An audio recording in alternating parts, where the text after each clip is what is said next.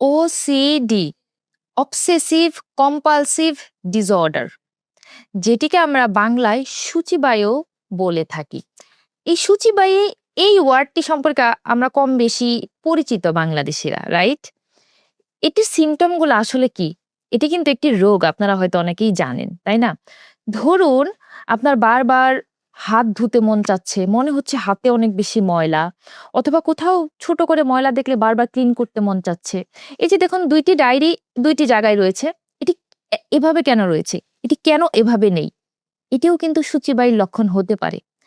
এছাড়াও ধরেন বাসা থেকে বের হয়েছেন, বাসার দরজাটি ঠিকমতো লক করেছেন কিনা, অথবা আপনার গ্যাসের লাইনটি অফ করেছেন কিনা, অথবা কোনো কিছু প্লাগ ইন করা আছে কিনা, এটা নিয়ে টেনশনে আপনি ঘুমাতে পারেন না। হয়তো আপনি ট্রাভেলিং এ কোথায় গিয়েছেন, তো আপনি ঘুমাতে পারছেন না।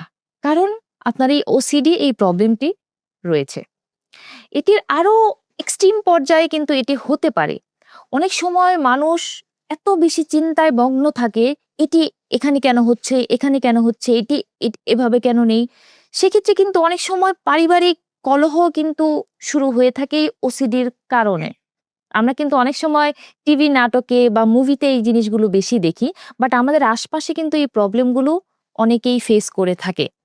তো এই প্রবলেম থেকে আমাদেরকে দূরে থাকতে হলে কি করতে হতে পারে? যার এই প্রবলেম অনেক বেশি রয়েছে তাকে অবশ্যই একটি মনোরোগ বিশেষজ্ঞের পরামর্শ নিতে হবে। কন্টিনিউয়াসলি যদি সে মনোরোগ বিশেষজ্ঞের কাছ থেকে পরামর্শ নেয়, সেক্ষেত্রে কিন্তু এই প্রবলেমটি অনেকটাই কমে যাবে। তবে এটা কমপ্লিটলি ডিপেন্ড করে যে কতদিন যাবৎ সে থেরাপি নিচ্ছে। ঠিক আছে? সো এটি কিন্তু হালকাভাবে দেখার কোনো ধরনেরই কারণ নেই।